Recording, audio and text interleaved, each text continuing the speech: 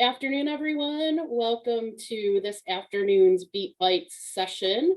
I am Melissa Francis. I am an attorney here at Zelmansky, Danner, and Fiorito, and I will be presenting this afternoon. With me today to monitor the Facebook chat is Stacia Miller. Unfortunately, she does not have a voice right now, so she will just be typing her questions into my other assistant's chat to ask, but she will be monitoring the Facebook chat today.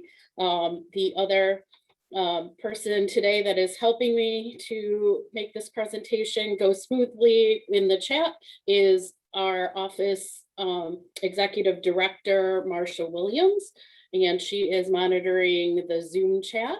If you guys have any questions for me today or comments, I will not be looking at the chat until the end of the presentation, but you can feel free to drop any comments into the Zoom chat and Marsha will ask those questions for you and I will answer them the best that I can today.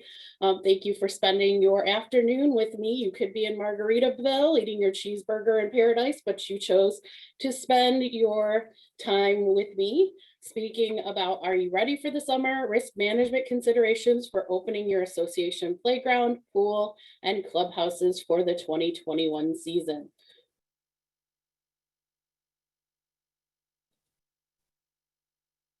All right, as I said, I am attorney Melissa Francis. I have been practicing law for 19 years.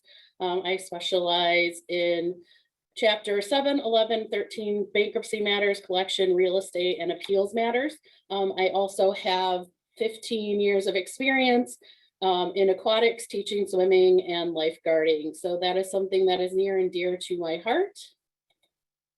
And I will be presenting today. First, we will discuss today the fundamentals of creating an association risk management program, basic considerations for your clubhouse, playground, and pool risk management, and the COVID-19 impact on clubhouse, playground, and pool risk management. All right, so what are the fundamentals of an association risk management program? Even if COVID-19 had not hit, it is important that your association has a risk management program. Why?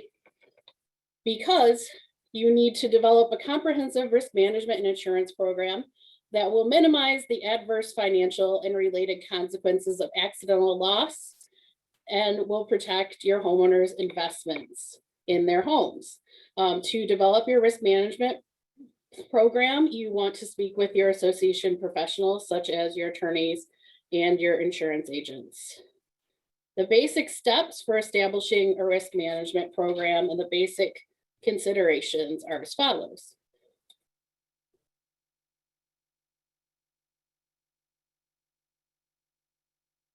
First of all, you want to sit down and you want to identify all of the areas within your association which could be exposed to loss. That would include property, any liability issues related to your association, the income of your association, and any personnel or employees of your association.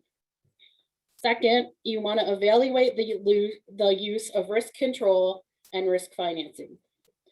Risk control is when you take steps to eliminate or minimize losses, and risk financing is taking steps such as purchasing insurance, funding deductibles, or self-funding for small losses.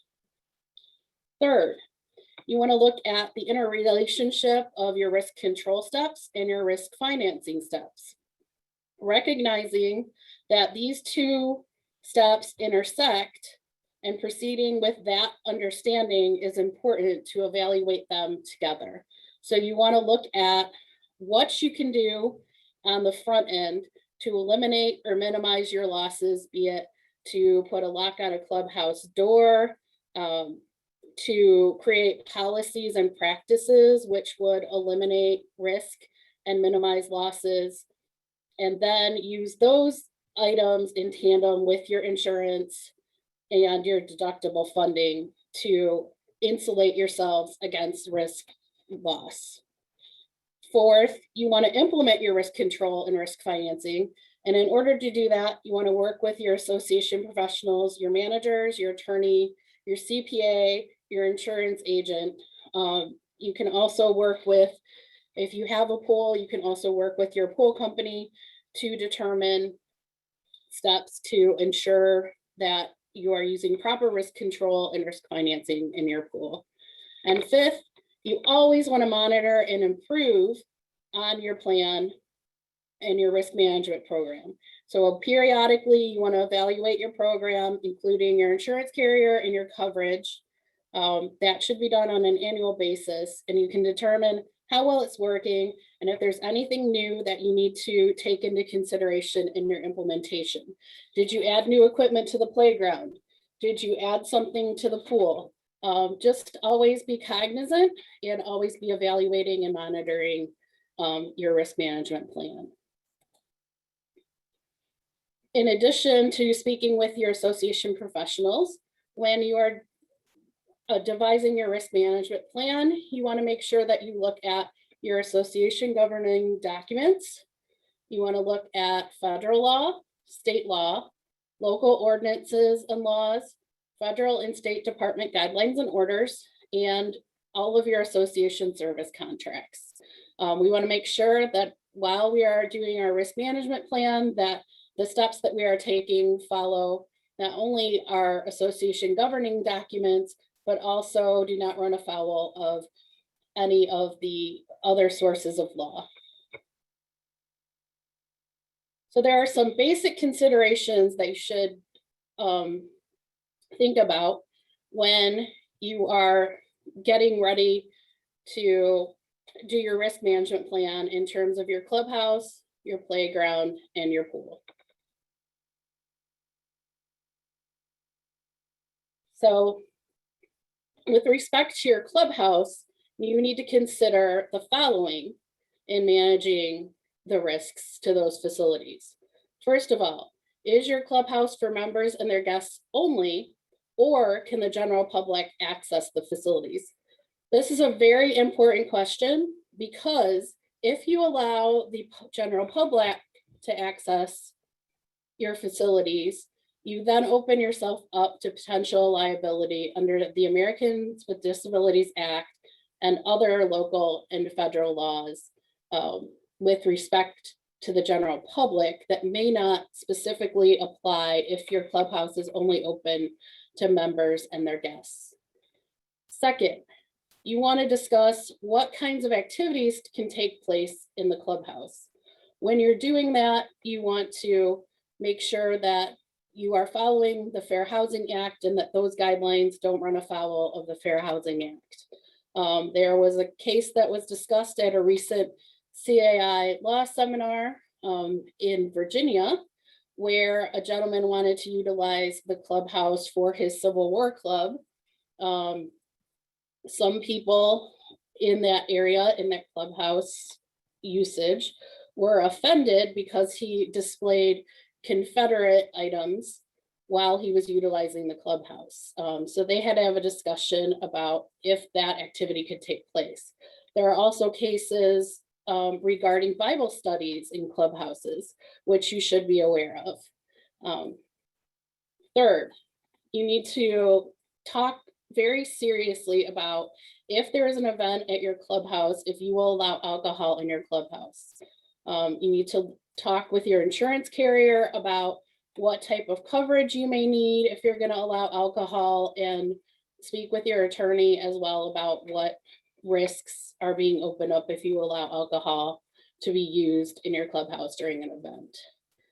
Fourth, you need to think about if you're going to require co-owners or the public that is running your clubhouse to carry additional insurance that protects the association.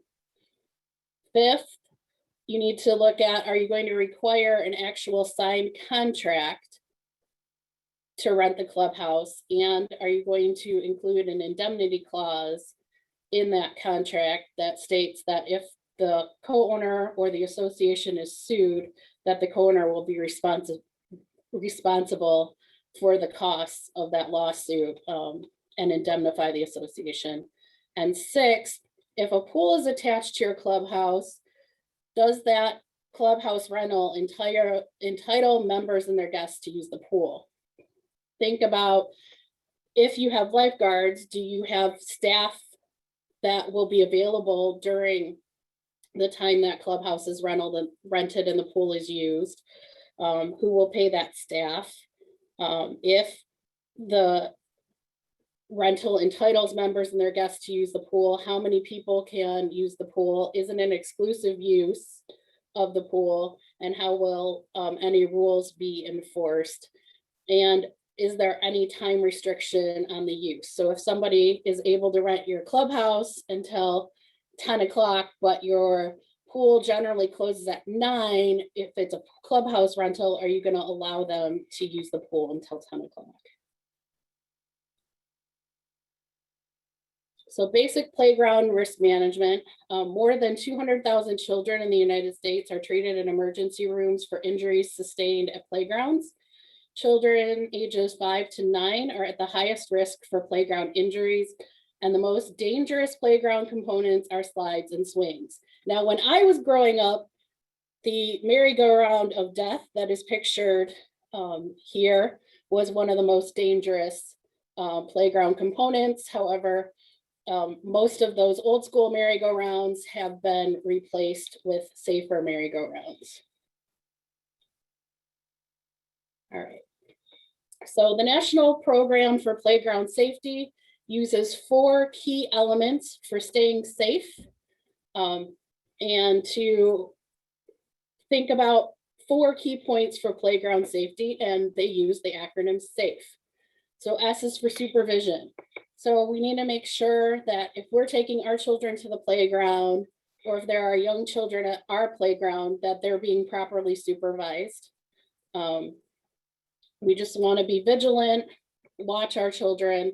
Same thing goes for the pool. I was involved in many rescues where parents were kind of watching their kid, but they were distracted and their child would be in trouble and they wouldn't notice, and we would have to go in and save them. So kind of the same, if you're at the playground with your kids, kind of be vigilant of what's around you and watching other children, but also know what your child is doing.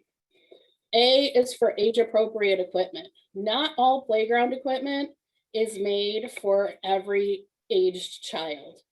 So make sure that your child knows what equipment they're able to use by themselves. If there's equipment that they can use, but you need to help them, make sure that they're aware of that. F is for fall surfacing. I think that this is one of the most important things. What is under your playground equipment? Is it asphalt? Is it concrete? Is it wood chips? Is it AstroTurf? You need to really evaluate what type of surface is underneath that playground and make sure that it's not an abrasive material and that it is a safe playing surface. So if a child falls or there's another accident, that child is going to be somewhat protected because of what is surfacing the playground. And E is for equipment maintenance. So playground equipment gets old. Some equipment, it's not all made with metal anymore, but metal equipment does rust. So you need to check periodically to see if there are any rust spots in the equipment. Check for if there are any screws or nails sticking out. You should not only as an association check these items, but when you go to a playground, check these items before your children play on that playground. There are additional resources for playground safety provided in the Playground Safety Handbook that is put out by the U.S. Consumer Product and Safety Commission. And I've included the link here, and there's also a resources slide at the very end. Next, we're going to get into just basic pool risk management. So when you are considering getting your pool just ready for the summer in general, you need to formulate your rules and regulations and think about who can use the pool. Is it just for members? Is it for members and guests? Is it for the general public? Again, just like The clubhouse, if you allow general public to use your pool, you're opening yourself up to other statutes that wouldn't necessarily apply if you are just letting your members use it as a private pool within your association. Are you going to allow alcohol in your pool area? Will your association have staff or lifeguards that are available at all times that are trained in basic CPR and first aid in the pool area when the pool is open? Are your homeowners aware of the pool rules, and have they signed an acknowledgement of the rules and that the pool area is swim at your own risk? An acknowledgement of the pool rules and swim at your own risk is not necessarily a waiver. However, it does ensure that everyone has signed off, that they have read all of your pool rules and that they agree to abide by those rules. Fifth, make sure that you have appropriate safety and first aid equipment available in your pool area and that you have a working emergency telephone readily available in the area. If something happens and someone passes out from sunstroke or some other medical condition, if someone dives in the pool and hits their head, if someone does have a drowning or near drowning accident, we need to make sure that there's some safety equipment that is there. So some basic safety equipment that I would recommend is make sure that you have either a lifeguard tube or a life-saving ring. And then you need to make sure that you have a fully stocked first aid kit. And then with that working emergency telephone, yes, I know that now people have cell phones, but not someone's phone might not be charged. Someone might not be able to find their phone. Someone may not have brought their phone to the pool. So you need to make sure that there's a line there that people can access. And I'd also recommend that you have something next to the phone that lists the address and maybe just some simple crossroads for where your pool is located.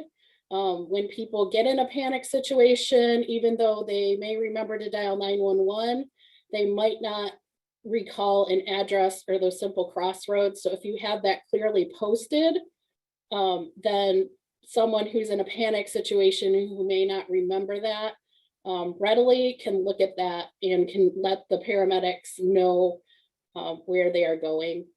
And also our children in the pool being supervised. So with this one, you need to be careful because there are cases with the Fair Housing Act where people put in pool rules that stated that children needed to be supervised by a parent or a guardian. And those were deemed to be afoul of the Fair Housing Act as discriminatory against families. However, you may be able to make a rule that says that a child needs an adult or other competent individual supervision in the pool if they're under a certain age. So those are just some basic considerations. And then my questions of the day that I would like you to think about are, do you know what drowning looks like? If you don't know what drowning looks like, please don't watch Jaws or watch other movies like Baywatch, because drowning does not look like what it does on Baywatch. Drowning, the saying is that drowning is silent. Generally, when I do this presentation, I have time that we go through some examples and we try to find the drowning person and see if you guys are able to identify that person that is drowning. But the main thing to remember is drowning is silent. So if you're at the pool with your own children, if you're just at the pool in general, just kind of keep your eyes open, look for people that are struggling, et cetera, et cetera. But just know that people aren't necessarily going to be flailing their arms around and screaming if they're drowning. Do you know what to do if someone is drowning? So some people's instincts, if someone is drowning, might be to jump in the pool to go in there and save them. But that is not the best action. The best phrase to remember is reach or throw, don't go. So if there's a lifeguard tube nearby, you can throw that out to the person, hold on to one end from the side of the pool deck, have that person grab it and pull them in. Use the life-saving ring for the same purpose. If there's a pool noodle, you can do that. If the person can kick and they can grab a kickboard, you can throw a kickboard into them. But just remember the basic premise is reach or throw, don't go. And then, do you know basic first aid and CPR skills? A lot of people that use a pool take for granted that maybe there will be a lifeguard that knows those skills, but in our daily lives, those are also great skills to have and can be used and applied in many different situations. So as we know, in late 2019, the COVID-19 virus was born, and this virus unfortunately started to invade our area and create problems in our daily lives in March of 2020. So COVID-19, unfortunately, we thought that it would maybe have subsided a little bit by this time in 2021, but it hasn't. And so here's our little COVID-19 virus, and he's ready to come play with you for the summer. So we just need to know how to handle him while we are going about our summer business. So first of all, as of April 16th, 2021, the Michigan Department of Health and Human Services has updated and reissued their gathering and face mask order. The Michigan Department of Health and Human Services website is also listed at the end of this presentation as one of the resources for reviewing while you're getting ready. I suggest that anytime that you know that the governor is going to have a press conference on COVID-19, check this website, okay? Like, check it. Probably it's about it's been taking them about 12 to 24 hours to put up the new orders so that you can actually read them. However, you can always find news articles or to recap, but I feel more comfortable, and you might feel more comfortable reading the actual orders. So this one came out last Friday, and it wasn't posted on the website readily until Saturday morning. So the rules right now is if you are going to have a residential gathering, you can have up to 15 people from 3 households inside, and you can have up to 50 people outside. For non-residential gatherings, you can currently have up to 25 people inside and up to 300 people outside.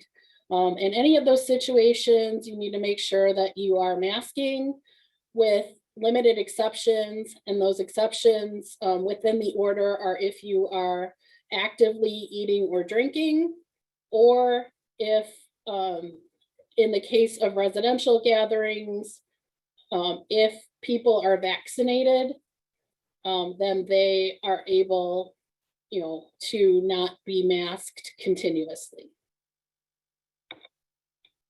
For exercise facilities, so if you have a clubhouse that has an exercise room in it, you need to make sure that you are following these rules. If your exercise room normally can hold 20 people, you're only allowed to have 30%, so 6 people in that space total. And you need to make sure that you space out your equipment and workout stations at least 6 feet distance, okay? One thing that really helps in terms of social distancing is, and I know it's a little bit time consuming, but actually take out your handy dandy tape measure and take some painter's tape or whatnot and measure and mark the 6 feet social distances for people in terms of your exercise facility, or if you're going to be opening your clubhouse, I would do the same thing. Pools currently Indoor pools are limited to 30% capacity and outdoor pools are limited to 50% capacity. So last year, when COVID-19 came into play, there were not provisions in the Nonprofit Act which protected nonprofit corporations such as associations and their directors if there was a claim made regarding COVID-19. So in October of 2020, the Michigan legislature enacted MCL 691.1451 to try to remedy that problem. Now, keep in mind, this is not an absolute protection, but this is a lot more than was available prior, especially since most insurance carriers in your policy will have an exception for viruses, and now they're actually writing in COVID-19 for coverage. So if you haven't already checked your insurance policy regarding those provisions, make sure that you check your insurance policy. But the Nonprofit Act was updated that says that person in this situation relates to an individual, a partnership, a corporation, an association, a government entity, or any other legal entity not limited to schools, colleges, and nonprofit organizations. And people also includes any employees you have, any agents, any independent contractors, regardless of if you are paid or if you are an unpaid volunteer. Okay.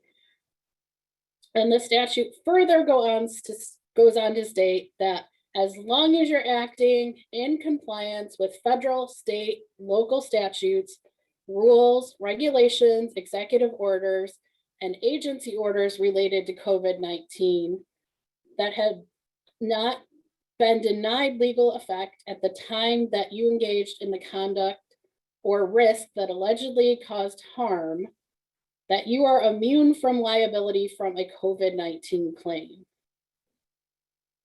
An isolated de minimis deviation from strict compliance with such statutes, rules, regulations, executive orders, and agency orders unrelated to the plaintiff's injuries does not deny a person the immunity provided in this section.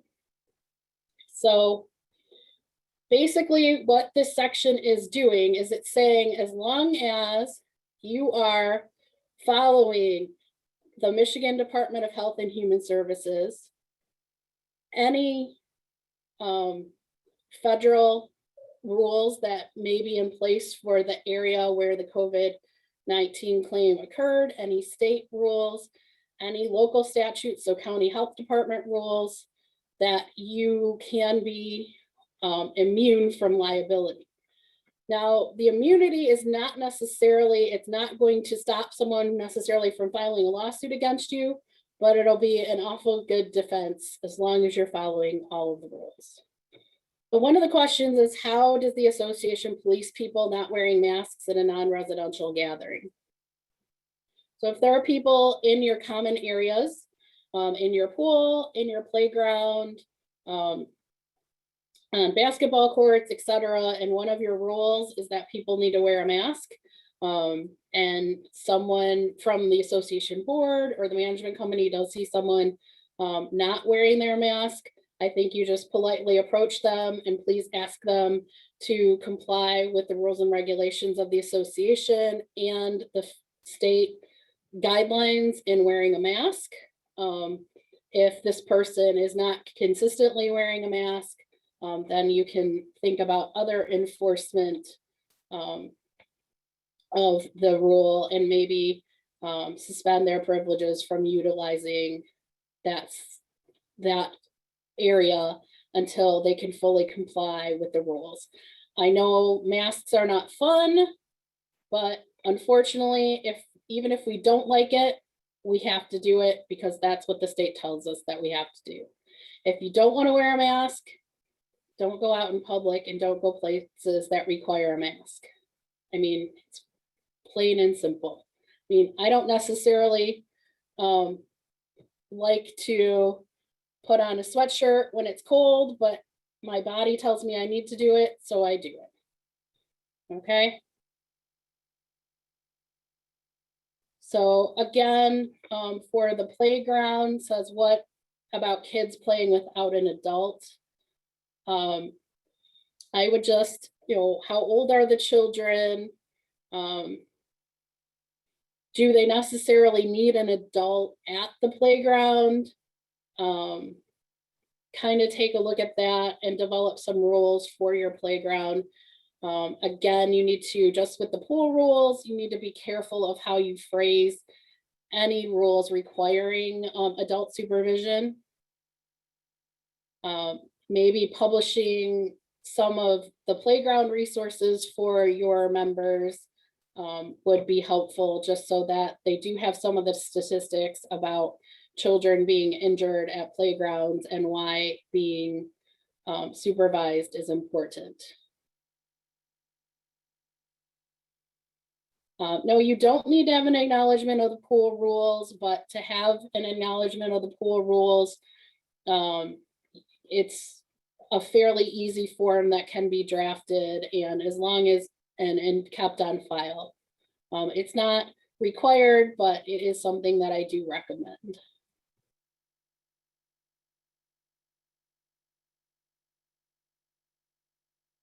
And then, yes, when I send out the presentation, I will provide some language for children being supervised in your pool and some pool rules.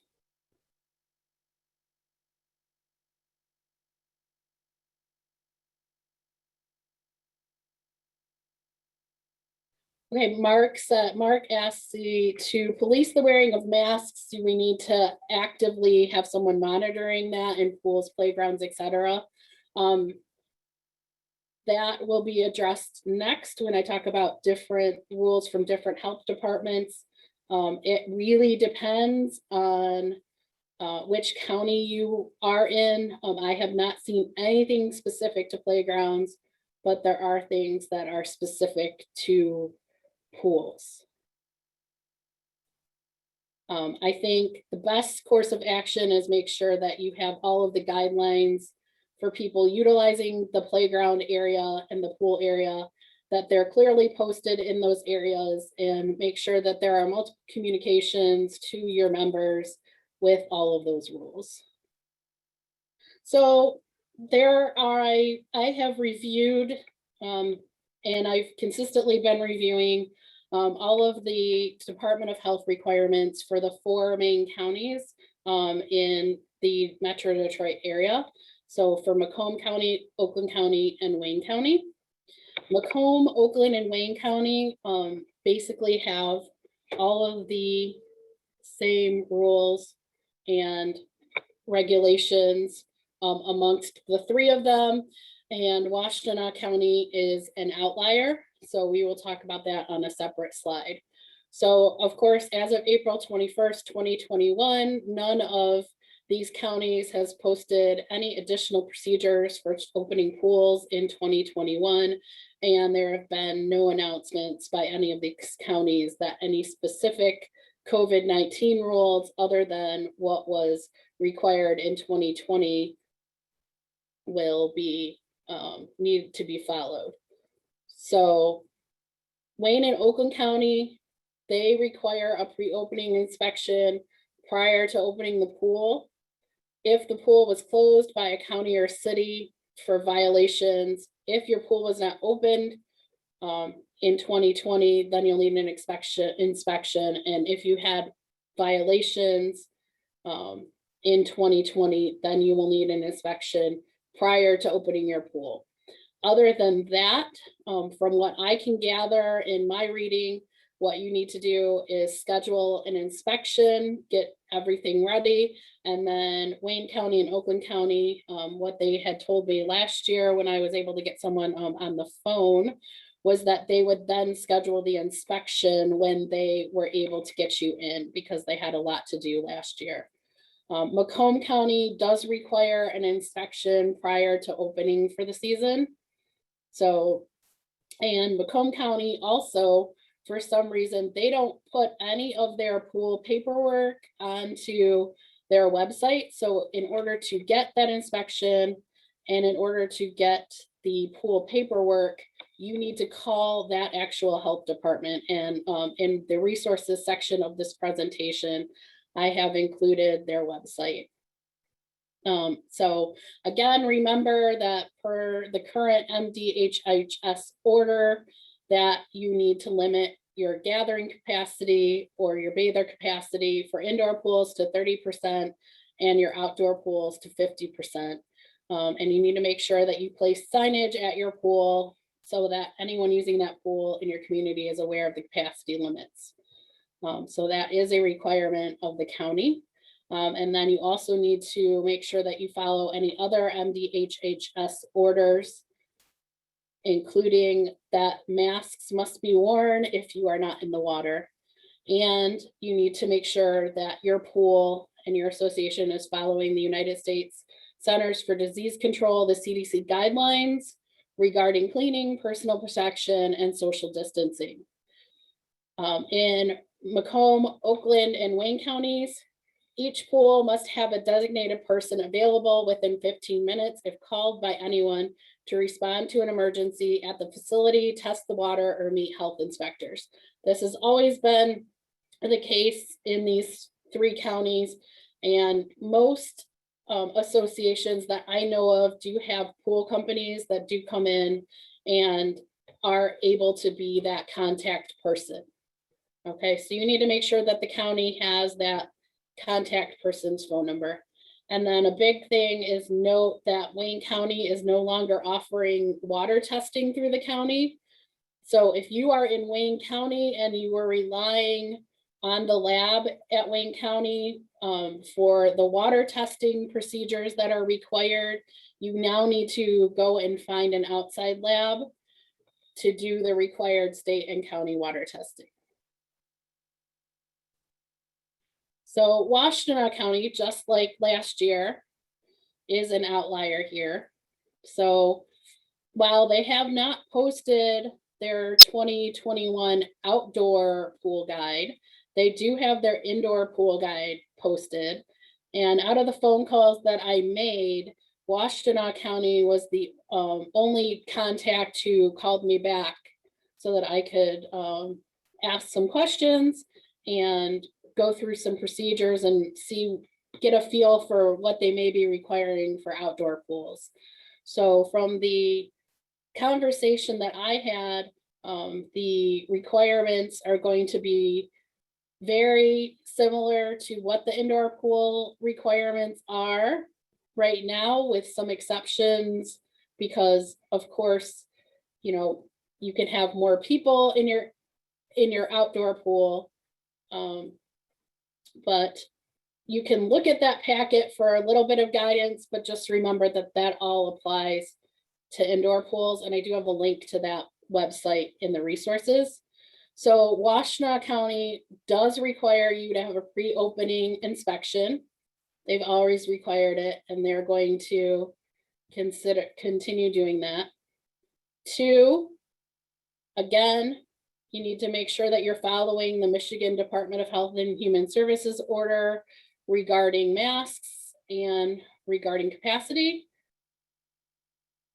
3, you need to make sure that you're following the CDC guidelines for social distancing, cleaning, personal protection, etc.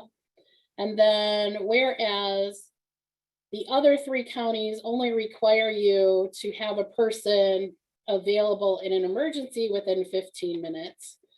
Washtenaw County requires you to have that person, but they are additionally requiring that an attendant must be assigned to monitor the number of patrons in your pool area, make sure that the pool area is being cleaned pursuant to CDC guidelines, and make sure that your procedures are being followed.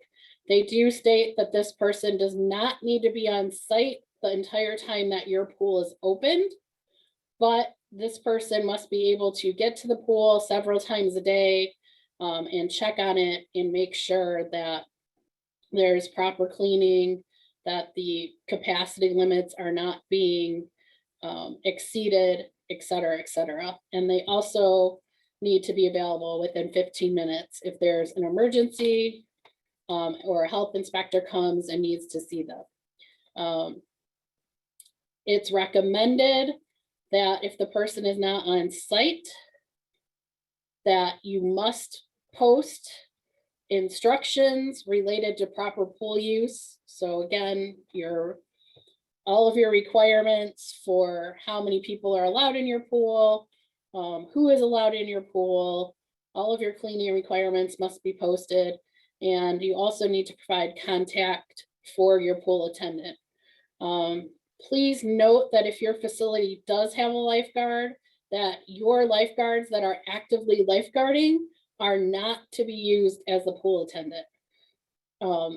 So if you are actively at a guard station, you are not able to be the pool attendant.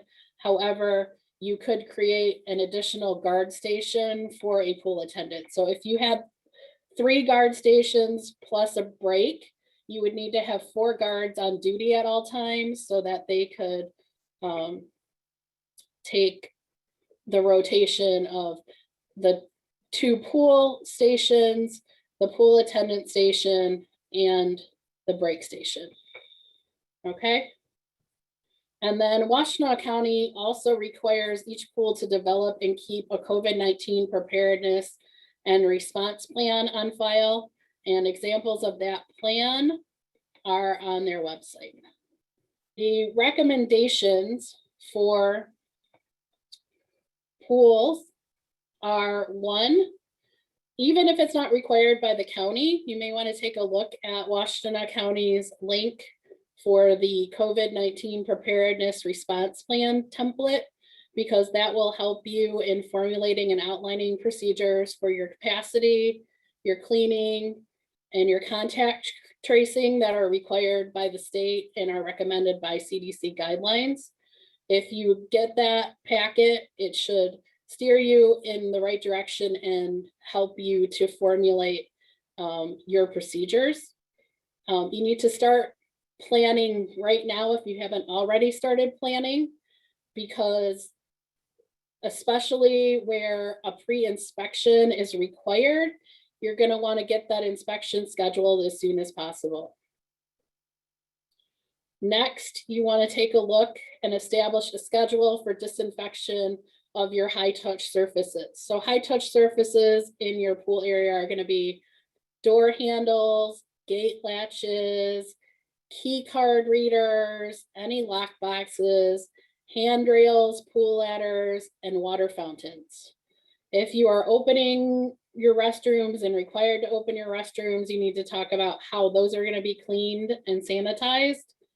And then if you have an indoor facility or you have other portions of that pool facility, you need to think about how those are going to be cleaned. Okay, so providing adequate trash cans is recommended as well. It is recommended by the CDC, and I also recommend that you consider providing clearly labeled cleaning supplies like wipes, paper towels, disinfectant spray, so that your patrons or your association members, when they come in, can wipe down the railing of the pool ladder or wipe down any surfaces that they don't feel comfortable touching before or after their use. One way to do this and kind of keep it safe is you can get one of those big deck boxes at Home Depot and you can put a lock on it. It can be a combination lock. I mean, the big thing is to keep it out of reach of children. So if you put a combination lock on there, you could put on the very top of the box, you could put the combination, or you could send the combination out in the newsletter so that people know how to get into that box. Or if the box is tall enough, maybe little kids can't reach into it. I also recommend that you think about purchasing at least one hand sanitizing station for your pool area. At least one of those should be placed where people come into the pool area. So, they touch the gate, they come right in, they hand sanitize. They're not, I've looked at them online and they're not super expensive. So if you can get more than one and kind of place maybe one by the gate area and one on the opposite side of the pool, that would be great. You just need to make sure that it's not placed too high for kids to use by themselves.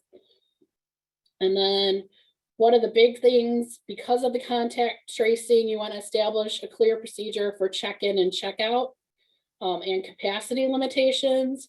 If you have a key card, your computer program that you're using to keep track of who's going in and out of the pool with the key card should be able to give you a report, or you should be able to talk with your software vendor to get a report of who is checking into the pool, who's checking out of the pool.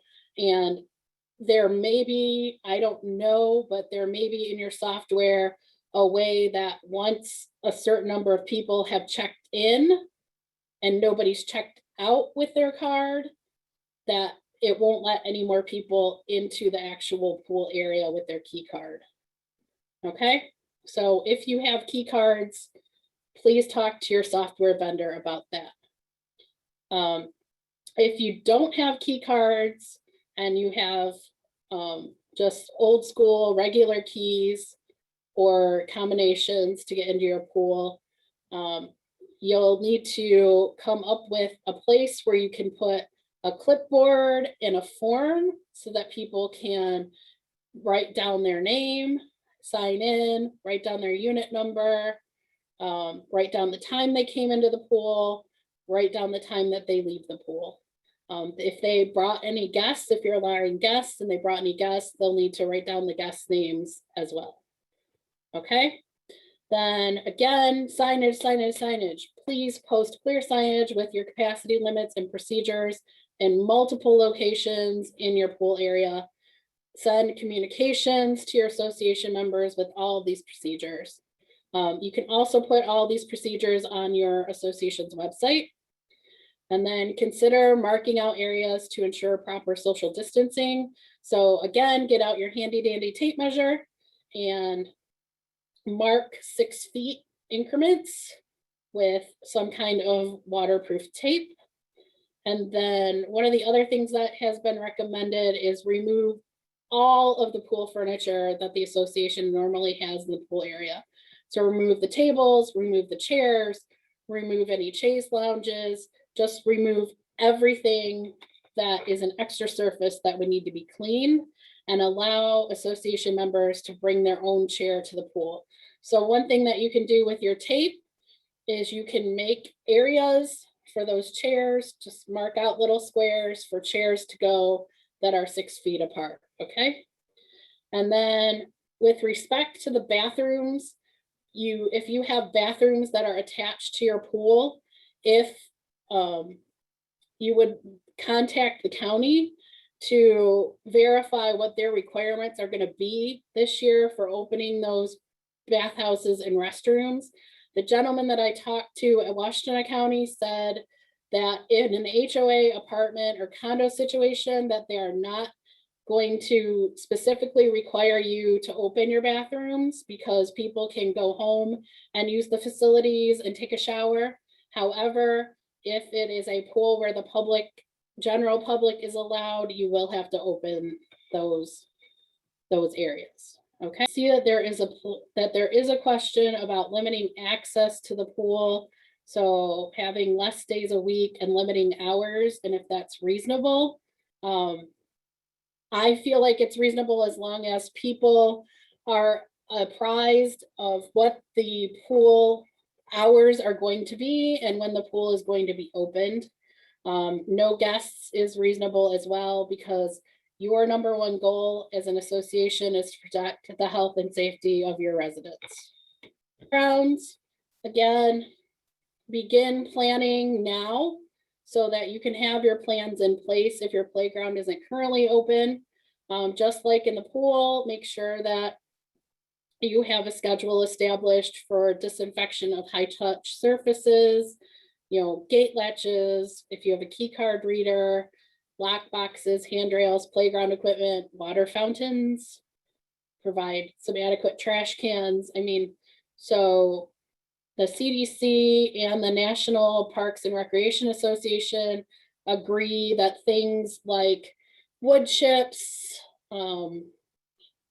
any playground ground surface, things like that don't need to be disinfected. We don't need to worry about those things because we are outside. However, germs do accumulate where little hands are touching and where adult hands are touching. So on swings, on slides, on any of the surfaces that kids would touch, monkey bars, because we all know, especially with little kids, they don't always cough in their elbow, they cough on their hand, they lick their hands, and then they touch their hands on these surfaces. So, again, I would recommend purchasing at least one hand sanitizing station for your playground area. They're not expensive, but just make sure that if it's going to be outside, that you get one exposed to elements, that you get one that is appropriate for outdoor use. There are some that attach to fences. There are some you just would have to take a post hole digger and stick a post in the ground and attach it to. And again, just make sure that it's not placed too high for kids to use. And then, of course, with both the hand sanitizing station at a playground and the hand sanitizing station at a pool, someone will need to go and check and make sure that there's hand sanitizer in that hand sanitizing station on a regular basis. So you also need to determine the capacity of your playground so that you can keep social distancing in mind. Some of the rules for playground use that I would suggest are make sure that maybe only one person is standing to go up the slide and use the slide at a time. We know that normally kids have really long lines to use equipment, but kids need to be social distanced. So stakes in the ground with 6 feet between people to form a line to use equipment. Just anything that you can do to keep social distancing in mind and help people to do social distancing. Make sure that you post clear signage with capacity limits and procedures in multiple locations in your playground area. And again, send out communication to your members and put it on your website about what those procedures are going to be. Okay.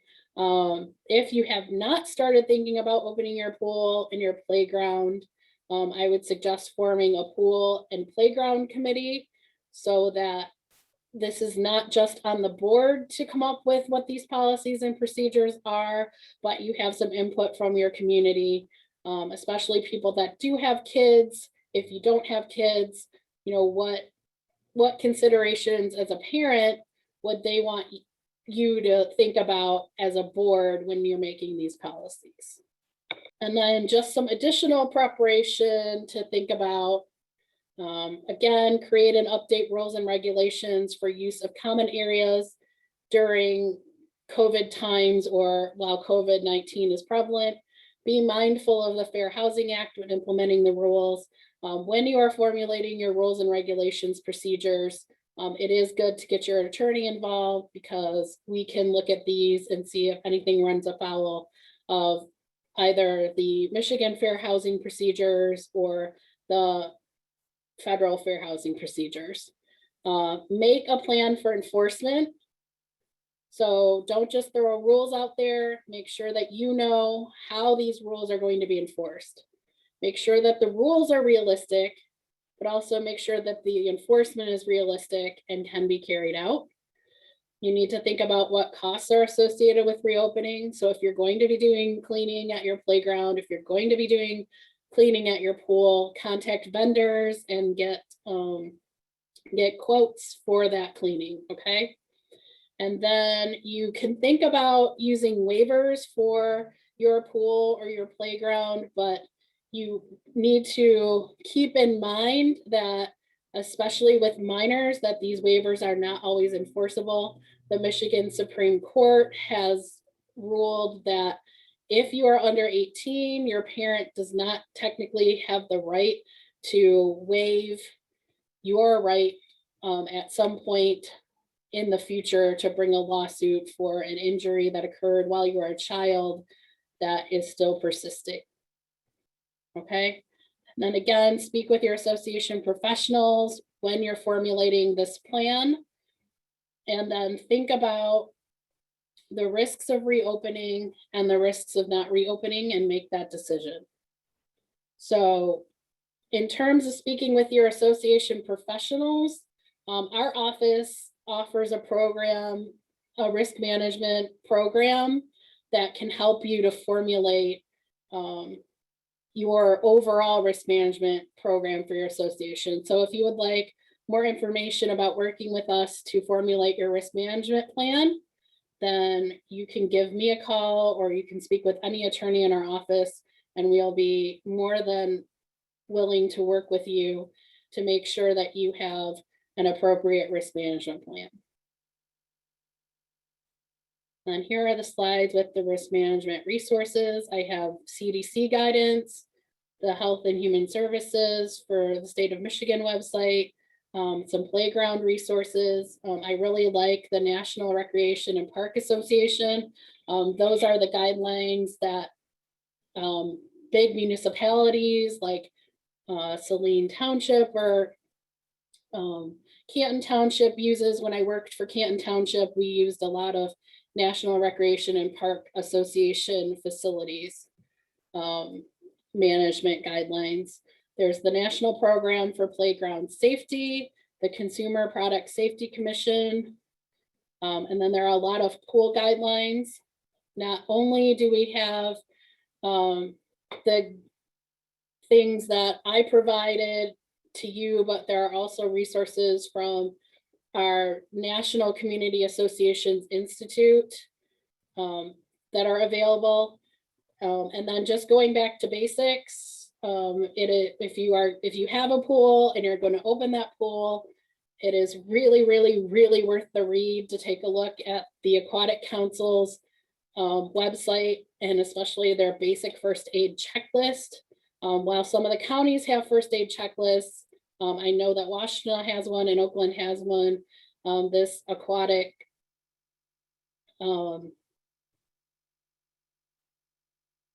aquaticcouncil.com first aid checklist has a lot of additional items that you want to think about.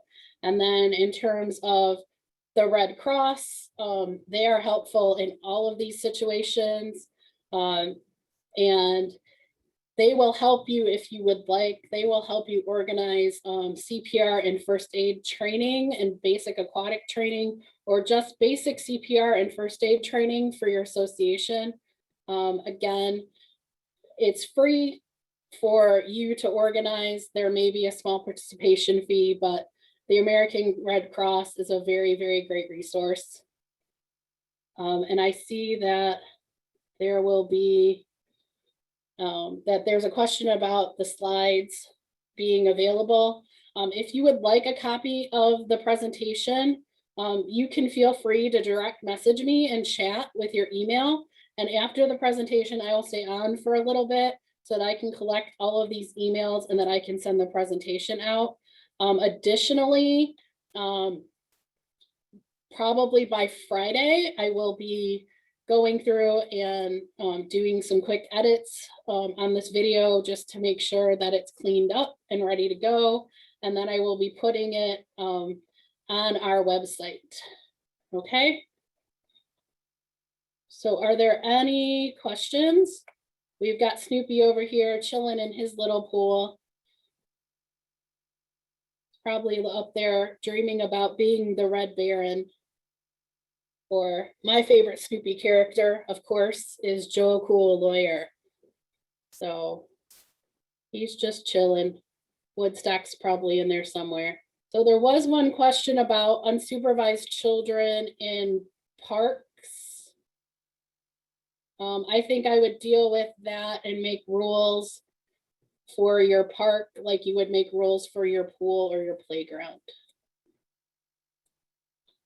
All right.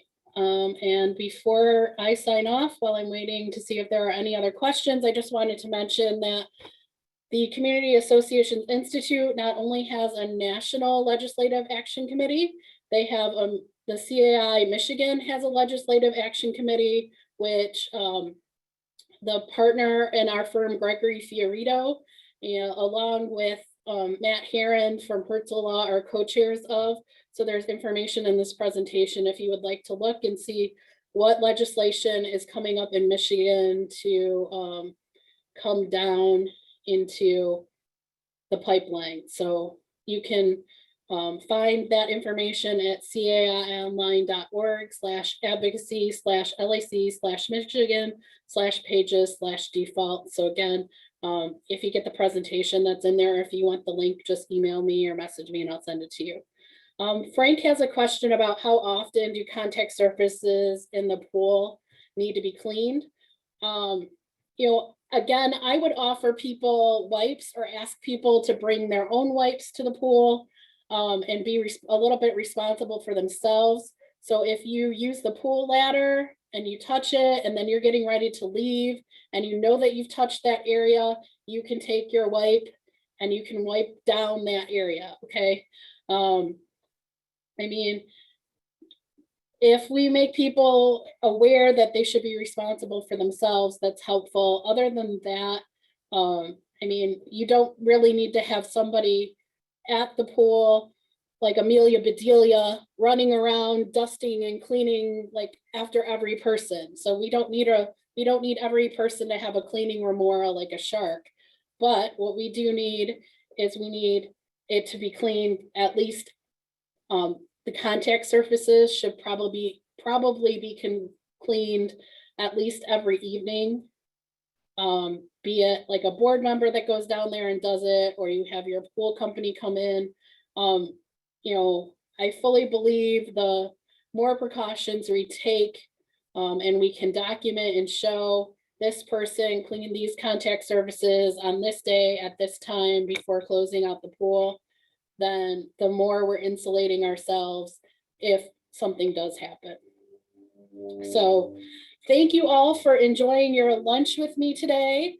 It was great talking to you about summer with snow on the ground, but come back next month, and next month we will have Ms. Stacia Miller and Brandy Lane from Customized Property, and they will be doing the Building a Better Budget, a line-by-line tutorial for you.